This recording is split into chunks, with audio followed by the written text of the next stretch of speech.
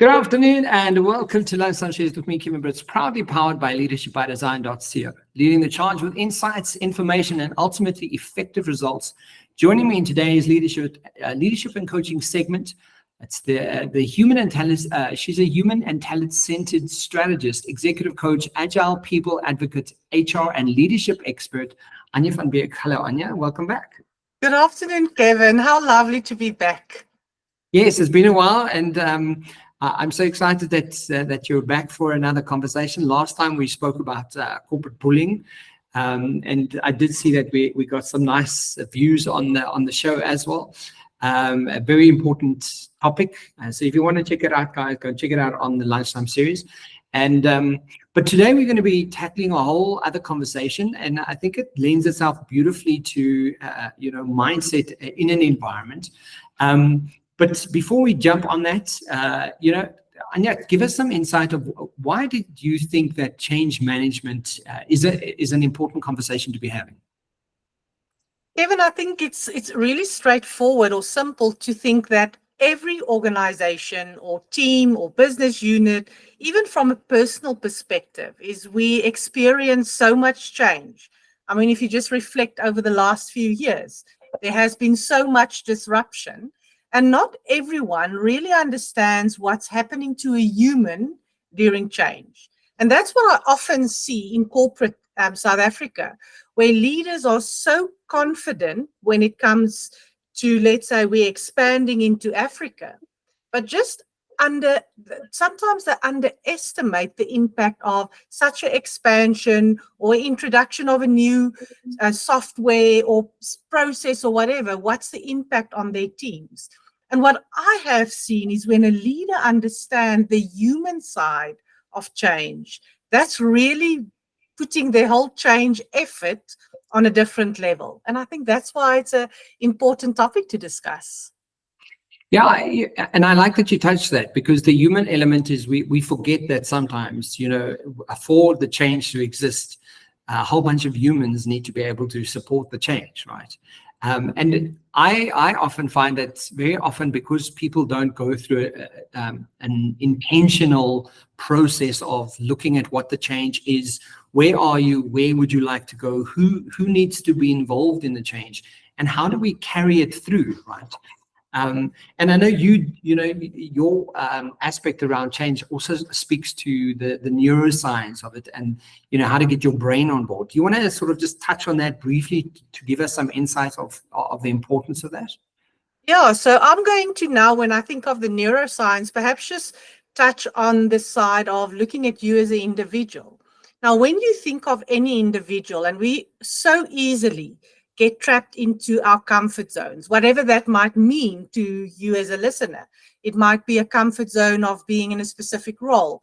It might be a comfort zone of not necessarily stretching yourself or learn something new. And what we know from a neuroscience perspective is that our brain actually craves learning.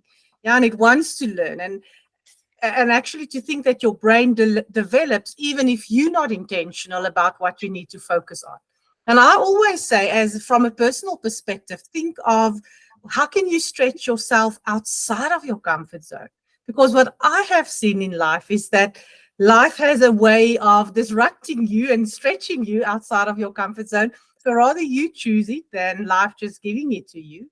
And what we know is that when we are outside of our comfort zones, that's where we learn and grow. Yeah. So I think what we need to remember, your question was from a neuro perspective, is remember one of the main functions of our brain is to keep us safe.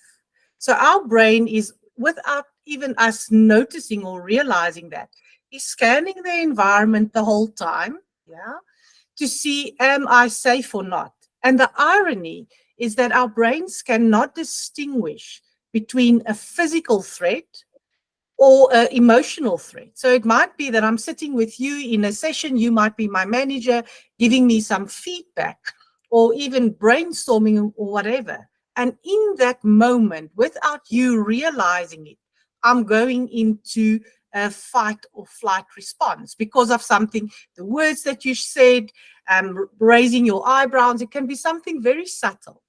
And what then happens to me if I go into fight or flight? We know adrenaline rush through our bodies, cortisol is in our bloodstreams, and that's unfortunate when our prefrontal cortex, our thinking, thriving brain, is not as effective as it can be. I don't know, Kevin, if you can relate with that, but think of a situation where you were at odds with someone. And in that moment, you were at a loss of words. You literally did not think of what to say next. And then 2 hours later, you said, I should have said that, or why haven't I thought of this? And that's exactly, I think that's such a good reminder that in that moment when all those chemicals is in your blood, literally your prefrontal cortex is, as I said, not effective. And a lot of people talk about the amygdala hijack. I don't like to use those words. I would rather listeners think of our brain as an orchestra. And when our fight or flight response is activated, our prefrontal cortex, think of them as flutes or violins playing. They're still playing, but they're very soft. So all those French trombones or whatever drums you want to call it, they're so loud, yeah, you can't hear the violins playing, and you just need to switch your attention to, let me listen to the violin. And I think that's a beautiful metaphor of what's happening in this complex network of our brain in that moment. I love that, Anja. And as you were speaking through it now, like the first thing you mentioned was growth. And I always look at the 6 human needs as it's loosely based on the Anthony Robbins take on the human needs, but growth is essentially one of them. The other thing that change does offer, and we don't often realize, is it creates a lot of variety. It can create a lot of variety. But if I don't create certainty within the variety of what I'm doing in my change, I'm just going to have people behaving quite erratically, right? And that's where our amygdala hijacks, as you speak. We freak out, and it's the freak out that people are not. They're like, why are you? What's the change is necessary. This is part of our growth. This is what we need. But when we don't preface the need for creating certainty for an environment, because the change is happening, essentially the behavior that you're going to experience is erratic behavior. People will act out because as a human need, we need certainty, right? We need to know, okay, what is the awareness that's being created around the change, and why is the change there? Has it been explained? Are we aware of where we're going? What is the direction? All of this information that needs to be unpacked essentially has to create some type of certainty for an individual. And when we don't tap into the certainty for an environment, people essentially will act out, right? But what also, just touching on the human needs, what it does do is, it allows for an opportunity for growth, another human need. It allows for variety of experience to happen, another need, right? It allows for connection, for the organization to connect in a way that they potentially haven't done before. So, touching. But until there's certainty created from that aspect for them to apply themselves and go, okay, cool, this is why the change is there. It gives me growth, it gives me variety, it gives me connection. It even could help with contribution and creating significance within that environment, depending on how it plays out. But essentially, that certainty is, for me, that's key, because the moment there's uncertainty, and change comes with uncertainty, right? And it's part of the reality of change. But yes, Karen. Please continue first. I just want to actually build on what you said about certainty, because I think that's one of the first practical tips that I would like to leave, is because imagine our change. So let's think of a merger. With a merger, you actually don't have all the answers. You definitely have the why. You can give the certainty around the why, and you can give certainty around a proposed plan or what we think, but we cannot guarantee exactly what everything will be. We don't have, because we don't have the answers. But the practical tip would be is always over communicate when there's change. And I think it links to your point of certainty, is over communicate. And I think the research that I've seen is you need to say the same message in 8 different ways. So think of, is it a town hall? Is it a one-on-one? Is it a cue card? Whatever, or is it a short video message or WhatsApp message from the CEO? But think of it communicating it 8 times. That's quite a lot. And almost like it feels like over communicating. And I often get managers saying, but Anja, I actually don't know what is the answer to that question. How should I respond? And I always say, be transparent. You don't need all the answers. Be transparent and say, guys, we are unclear. We don't know about this one. But instead of trying to hide or give something that you can't promise, because often I hear people promising things that they actually don't know if that will materialize. And then once you promise that, I mean, it breaks down the trust relationship. So it's a lot better to say, I don't know. Let's investigate, or let's have a look at what options might be, than saying or making promises that you can't keep. Yeah, and also, just on the transparency, when you're not transparent and you make up things and people figure out that you made something up, they just think that you're lying to them, and that means our jobs are, in question and something bad's going to happen. But when you are transparent and you go, I don't have the answer for this, but I know that this is what we're starting with. Just that simple approach to, I don't have the answers, but here the transparency. It really does allow and offer a moment of trust and saying, guys, this is change, and you're communicating the certainty that you're not certain.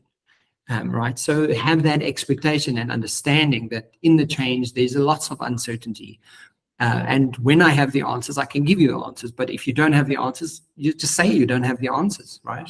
Yeah, and Kevin, what's interesting is, remember your point about our need for certainty. Now, on the one side, I as a leader, I say I don't know, because I really just don't know how this will pan out. But what I can do is I can give you certainty on what to focus on for the next 2 weeks. These are the top priorities. Let's focus on this, because then again, it creates certainty around that. And let's take it baby steps, one step at a time. Because whenever there's one lovely workshop that I do on change management, business as unusual, and it's actually it's the licensee is the human edge. But when I facilitate that, one of the guarantees of change, they say, is that no matter how well planned, things will not go. No matter how well planned, things will not go necessarily according to the plan. Yeah. And I think when you set that expectation, it's so important, because then you say, yes, we're going from A to B, but then there might be a detour. And when you experience that detour, don't think it's because leaders doesn't know what they're doing. It's actually, that's part of change. We have this plan, but we can't guarantee that it will work exactly according to that. Yeah, absolutely. Another area that I sort of just around change management is, it comes back to that human element. And because I see it work I've seen it work so obviously, and it works so wonderfully when people do understand these two elements, that I now use it in every capacity I can, is the brain loves structure and strategy, right? So when you just say, okay, well, we're going through the change, and we'll let you know, there is absolutely no structure in that, right? When you give people a bit of structure and say, okay, cool, guys, this is what's happened. This is what's happening in the first week of May. In the second week of May, we'll send you more information. In the third, and simply just create a bit of structure, right? Suddenly people get that certainty back from creating a bit of structure, and your brain just buys into it, right? People's brains just like structure and strategy. And strategy, again, that can also, it's not a tick box exercise and like, oh, well, here we go, that's the strategy, it works and everything is perfect. That strategy in itself may change, but when you do give them some sort of strategy and say, okay, cool, like you say, just focus on this for the next 2 weeks. That's just a simple strategy of going, okay, cool. So here's a bit of structure of what the change is like. This is the focus on what we're doing. Immediately, that creates a lot of certainty for that environment. And suddenly, I feel so much better about the change because there is basic structure and strategy in place for my brain to buy into the change. And I think sometimes people don't realize the importance of the structure and strategy of what change can actually allow for and afford for the change to occur. You know what image comes to mind for me is literally like a roller coaster, ups and downs and ups and downs. And I think that's another point that I want the listeners to remember, that when we go through change, and there's different models out there, but I think of change as 3 different stages. Some models have 4 or 5, but in essence, 3 different stages, where it's first the ending stage where you need to deal with, okay, that what was well known for us is now past, it's part of the end. And then what we see, then we go through a dip in performance, a dip in trust, a dip in, there's so many people even being less committed. And then they're at an emotional turmoil state, and then only you go to what we call exploration stage, and we're excited about the new beginnings. Exploration is down here when you go through that emotional dip, and then the new beginning stage. But the reason why I'm sharing this is, think of any change in an organization. It's usually the senior leaders that's aware of the change, and they go through this dip, yeah. Then they inform the managers or the next line, and then that group goes through the same transition curve, and then only they talk to employees. Now, imagine now where the leaders and most probably some of the managers are. They're in this new beginnings phase. They've been through the transition. They're excited. They just want to, sell it, being inspirational, and there's nothing wrong with that. But what they need to be mindful of is, where are the employees that's hearing this for the first time? They're still in that first stage, endings, and they're almost mourning, what we're leaving behind. And if you only inspirational and talking about the big picture, and it will be marvelous, which it will be, you're losing them. There's such a big disconnect because their mindset is already on the new beginnings, but the other employees or the bulk of the people they address is in the new beginning, or in the endings phase. And then to be mindful that once you communicate that, to always think of your audience that they can, because it's a roller coaster, they can be in endings or exploration or new beginnings, and that you design your communication strategy around that. So for the endings, they need lots of detail. Like you said, the what, the when, the how, what do we know, when are we doing that? They need the detail. But when they're in the exploration phase, that's the dip that I was talking about. There they need a little bit more empathy and compassion, and perhaps some one-on-one time from you as a leader. And then when it's new beginnings, then it's nice because then everyone is, I don't want to say on board, but everyone is looking forward to what's coming. And I think for you as a leader, that's the challenge, because we all at different stages throughout the change process. And you just think you're in new beginnings, and then there's something that happens and you go back to the ending phase. So just be aware of these different stages and adjust your message accordingly. So just from how I'm hearing it is essentially what organizations often don't realize is that the change can be different scenarios at different times for different parts of the organization. And if we're not, and that's why change management is so important, right? And that's why we're talking about this conversation, because essentially, it's sort of a ripple effect that, crosses across the organization. But like you say, not everyone's at the same stage. And how do we accommodate who's at what stage? And how do we show up for them when they are dipping and are in a bit of exploration and a bit of uncertainty? How do we get back to that one-on-one to build a bit of reassurance, to ingrain, the why we've taken on this process in any case? And I think that's so important, because very often we kind of go, okay, we take the blanket approach and we say, okay, well, here everyone must be on board. And, just from a human being's perspective, not everyone is as equipped and there's another word I'm looking for, I can't think of it now, but not everyone's as equipped with change as other people are, right? Some people go through change and they're prone to change and they're very action biased, so they just take action and they get things done and make it happen. Where other people need time to rethink and relook and reconsider and understand what's going on. And that's just a human part, right? So, and I think that's part of this different scenarios, different moments that people go through in an organization, and consider that that's part of the change process.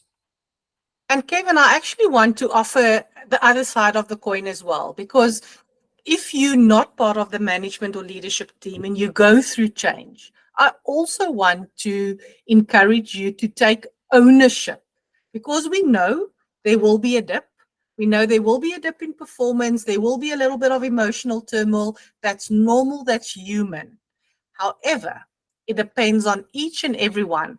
So the word that came to mind for me is resilience, but I'm also not sure if that's the right one that I'm looking for. But take ownership for how deep and how long that dip would be. Because the more you as an individual in that dip, the harder the transition will be. So be there, go through it, experience it, but also take ownership to be part of the change, because each and every one of us, if I'm now talking about organizational change, are responsible for making it a success. It's not only the responsibility of managers and leaders, leading change. It's each and every one team member. And I think that's my tip for the listeners, not driving the change, but take ownership of, let me just see how quickly I can transition.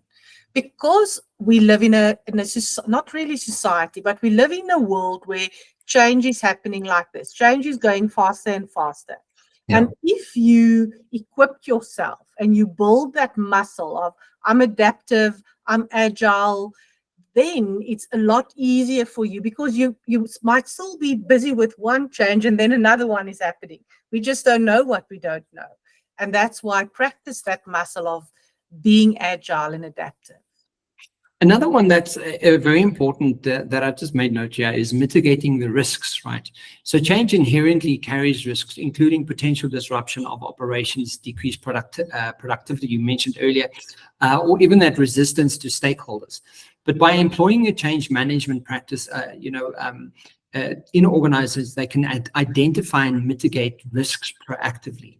And I think that's what's nice about a really well-defined change process, is that you take risks into consideration, because productivity is going to decrease, operations might change, the resistance that you get from the audience, right? So by already as the change manager, as the someone or the people involved, whether you're the sponsor or the change manager or the project manager, being aware of the risks that come with the change is also a really good way of mitigating the uncertainty, right?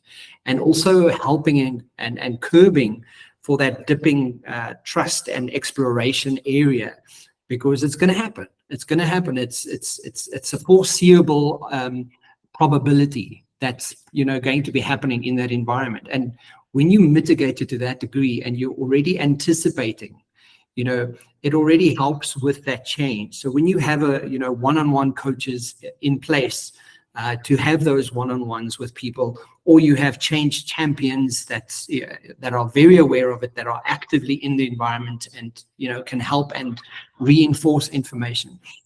It just helps mitigate the risks of what that change means in that environment, and just helps people work through the change even better. Absolutely. And I think the word that comes to mind for me is that co-creation.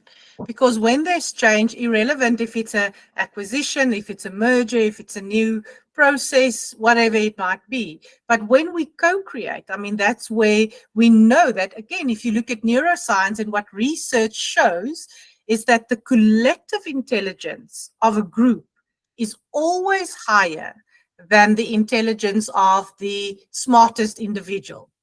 But there's a however. They say the however is that it must be a diverse group, and it must be an environment where people freely share their views. Yeah.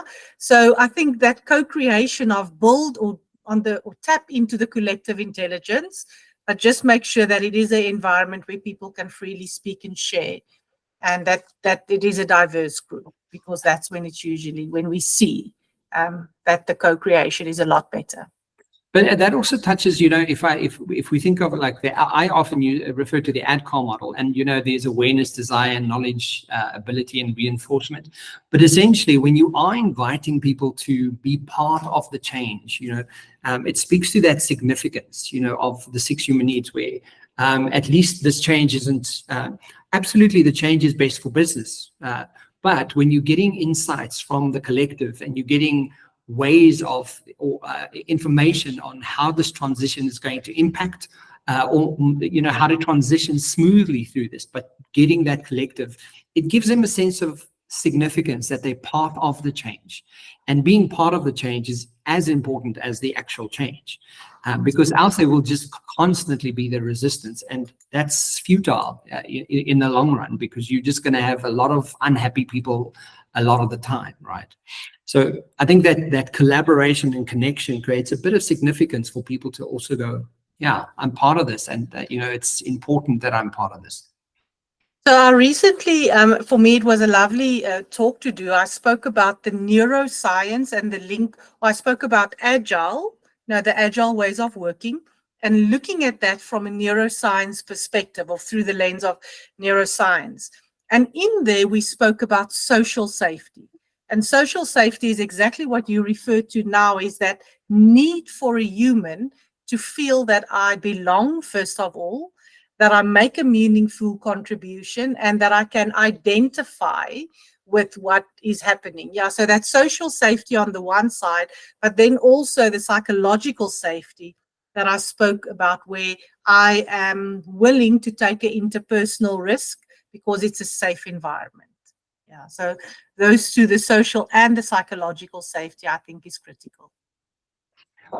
Another one that I just want to touch on before we finish today's conversation is enhanced customer satisfaction. Organizations that effectively manage change can better their evolving needs and expectations of their customers, leading to increased satisfaction and loyalty, but also the sustained competitive advantage. So ultimately, change management enables organizations to stay ahead of the competition by continuously evolving and adapting to the market's dynamics, technologies. I mean, you mentioned it earlier that we live in a world where change is so inevitable and constantly happening, right? And if we don't have a mechanism, a strategy, a really good approach to how quickly this change can happen or impact environments, we will be left behind. But those companies that are on the forefront of engaging with change to that degree, the customer satisfaction is always better, and they have a competitive advantage on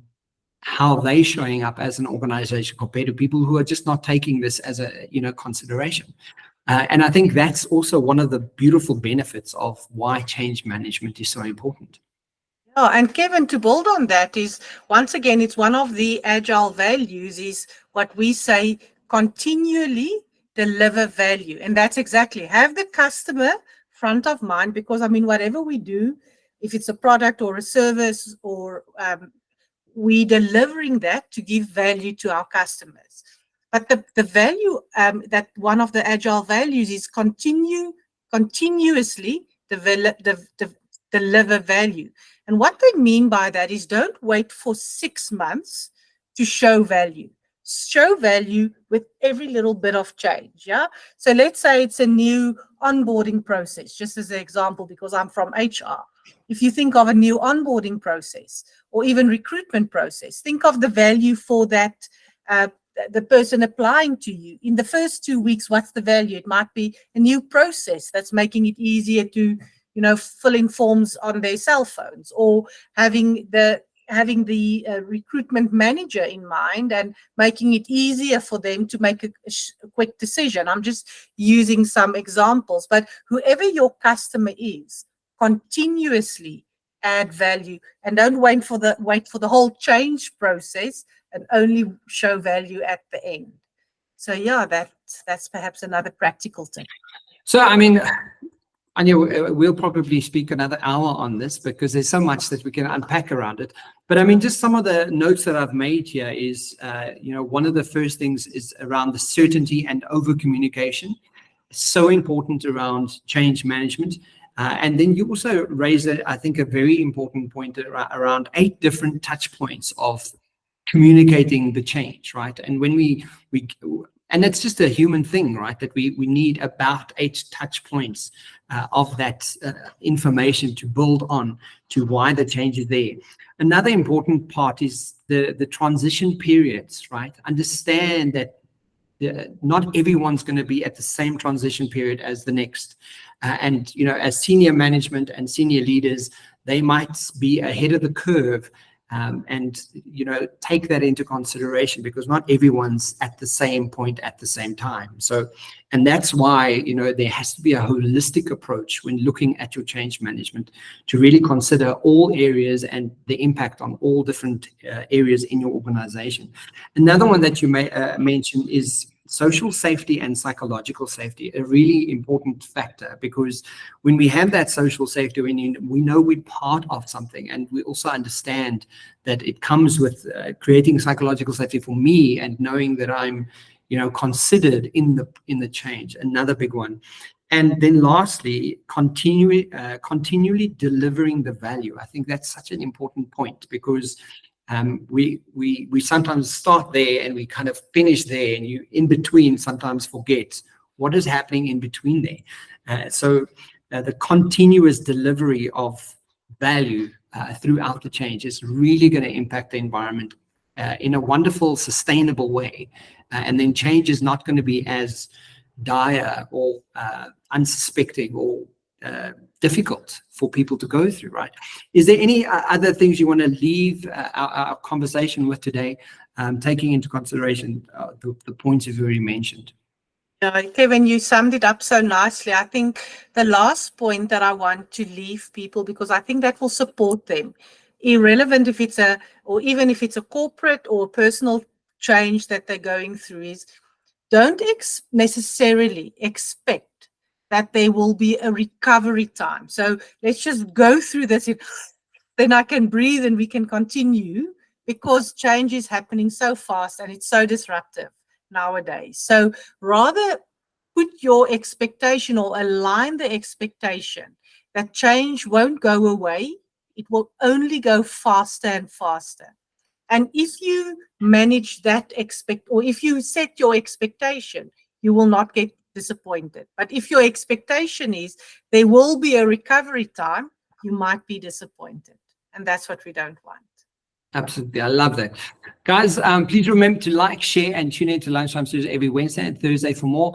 From myself and Anja. Anja, thank you so much. She's the human and talent-centered strategist, executive coach, and agile people advocate and HR leadership expert, Anja van Beek. Thank you so much for joining me, Anja, and thanks for the discussion.